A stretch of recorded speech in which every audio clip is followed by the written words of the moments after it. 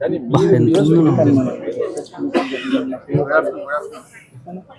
అదే కాక తెలంగాణ గత 15 ఏళ్ళ స్విస్ బ్యాంక్ ఆఫ్ డైరెక్ట్ నల్లధనం దాపెట్టుకున్నందుకు దేశవ్యాప్తంగా ఇక్కడికి వచ్చి నల్లధనం దాపెట్టుకున్నారు. ఇళ్ళ దాపెట్టుకున్నారు, బ్యాంకులో కాదు, భూమిలో. ఎందుకంటే ఎన్నో జాగాల భూమి మార్కెట్ విలువ 3 కోట్లు, గవర్నమెంట్ విలువ 3 లక్షలు. అంటే నేను 3 కోట్లు దాపెడుతందుకు నాకు ఖర్చు అయ్యేది, ఇంకోటి అది పెరుగుతూ ఉంటుంది. అయితే ఇంత వరకు మొత్తం భారతదేశం లెక్కలేదు. 3 కోట్ల భూమి విలువ 3 లక్షలు.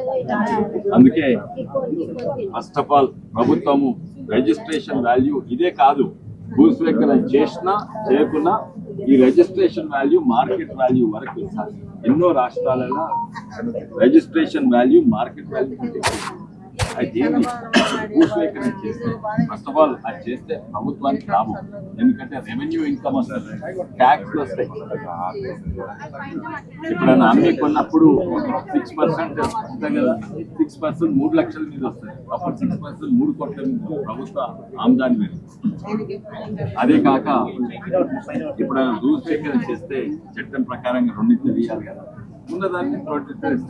నిజంగానే ఈడ 50 కోట్లు ఉంటుంది, ఈడ 100 కోట్లు ఎందుకు ఉన్నది ఎంతో చాలా తక్కువ ఉన్నది, దాని మీద 2 ఇస్తారు. అయితే ఇవన్నీ కూడా ముఖ్యమంత్రి గారికి మరోసారి రాస్తాను. అండ్ నేను అనుకుంటున్నా, నాకు ఒక ఆశ ఉంది ఏంటంటే వీళ్ళకు న్యాయం అయ్యేటట్టు చేస్తారు.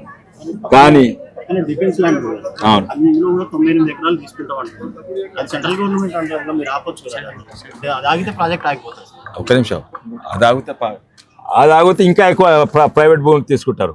ఒకవేళ అది ఆగితే సెంట్రల్ గవర్నమెంట్ అది ఆపితే నేను చెప్తాను, ఇవ్వద్దని చెప్తాను నేను, కానీ మన చేతిలో లేదు. ఒకవేళ నేను అది ఆపుతాను అనుకోండి, నేను తప్పనిసరిగా చెప్పిన, అక్కడ కూడా చెప్పిన, డిఫెన్స్ ల్యాండ్ ఇవ్వకుంటే ఇవ్వద్దు, అందరికి న్యాయం అయ్యేటట్టుంటే ఇవ్వాలి. డిఫెన్స్కు లాభం న్యాయం ఉండదు, దేశ సురక్షత ముఖ్యము. వాళ్ళకి ఇది తీసుకొని వేరే ల్యాండ్ ఇస్తుండొచ్చు, వాళ్ళు ఒప్పుకుంటుండొచ్చు. కానీ ఒకవేళ అది చేస్తే, అరే ఈ ల్యాండ్ దొరకలేదు కదా, మాకు ఇన్ని ఎకరాలు కావాలి అని మొత్తం ప్రైవేట్ తీసుకుంటారు. ఆ డేంజర్ కూడా ఉన్నది. అయితే అది కాదు, అది సెంట్రల్ గవర్నమెంట్ ఇన్వాల్వ్మెంట్ లేకుంటే ఏడీబీ బ్యాంకు రాదు సార్.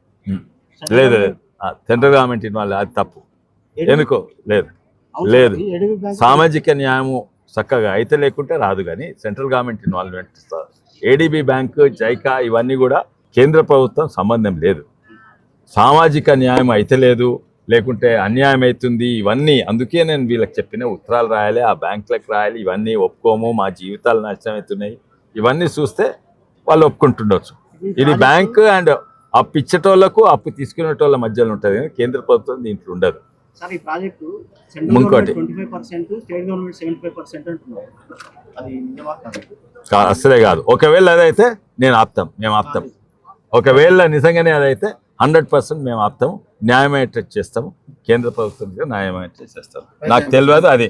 ఇంకోటి, ఇది ఇటువంటి వాటిని రాజకీయ అవకాశం కొరకు వాడుకోవద్దు. రాజకీయ అవకాశం కొరకు వాడుకుంటే నేను విజ్ఞప్తి చేసేసి అడుగుతాను, ఎవరు రేవంత్ రెడ్డి గారు, ఏదో మీరు తిట్టి ఇది చేసి విమర్శించి ఇచ్చేస్తే అది నెగటివ్ కూడా అవుతుండొచ్చు. ఇంకోటి, ఎందుకు నేనే కదా, ఎవరున్నారు, ఒక్క నిమిషం, ఇక్కడ ఎవరున్నారు, ప్రజాప్రతినిధులు అందరూ వచ్చిండ్రు. ఇక్కడ తోకల శ్రీనివాసరెడ్డి వచ్చిండు, నేను వచ్చినా, ఇక్కడ ఉన్న కార్పొరేటర్ సునీత వచ్చింది, ప్రతి ఒక్కరు వచ్చిండ్రు. బీజేపీ నేనే, వాళ్ళు రాలేదని చెప్పు. ప్రజాప్రతినిధులు ఇక్కడ ఉన్న ప్రకాష్ గౌడ్ రాలేదు, ఏదో దానికి వచ్చిండు, అది కాదు. రాష్ట్ర అధ్యక్షులు కూడా వచ్చిండ్రు, అందరు వచ్చిండ్రు, బీజేపీ నుంచి అందరు వచ్చిండ్రు. కానీ రాజకీయాలు పక్కకు పెట్టాయా, రాజకీయాలు పక్కకు పెట్టాయా. నీ పేరేంది, నువ్వు ఏ పార్టీ? అట్లే పార్టీ తీర మాట్లాడుతున్నా, చెప్పేది వెనక నువ్వు అదే. అయితే రాజకీయ పార్టీలు ఇది వాడుకోవద్దు. నేను కూడా కాంగ్రెస్ ఉన్నా కూడా నువ్వే మాట్లాడా, ప్రెస్ అనేటట్టు నేను మాట్లాడుతుంటే నన్ను నోరు మూయమంటే నోరు మూస్తా. అయితే చెప్పేది తినండి, ఇది నేను రాజకీయంగా వాడుకుంటే ఇది డైల్యూట్ అవుతుంది, ఎవరు కూడా వాడుకోవద్దు రాజకీయంగా. నేను బాధాకరంగా ఏముందంటే, మొన్న ఫార్మాసిటీలో 4000 ఎకరాలు తీసుకొని ఏడ్స్తుంటే నోట్ల చాక్లెట్ పెట్టడానికి 4 లక్షలు ఇచ్చింది. హైదరాబాద్లో ఆడ 5 కోట్ల ఎకరం ఉంటే వాళ్ళకి 9 లక్షలు ఇచ్చిండు ఏడ్స్తుంటే.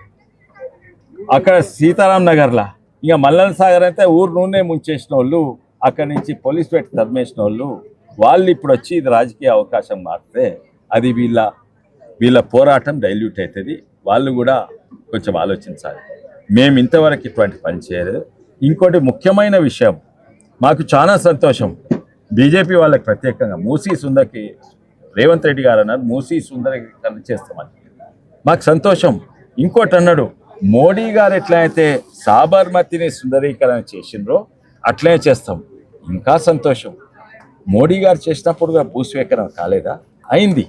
మోడీ గారు చేసినప్పుడు 60,000 మంది, కొంతమంది పేదోళ్ళు, ఎంతోమంది ముస్లిం కుటుంబాలు ఆ ఇల్లీగల్ అంటే వాళ్ళకి భూమి లేదు, పేదోళ్ళు గుడిసెలు వేసుకొని ఉంటున్నారు. ఎంతమంది? ఒక్కరా ఇద్దరా వే కాదు, 60,000 మందిని అక్కడి నుంచి సాబర్మతి నది నుంచి పక్కకు తరిమేయలేదు.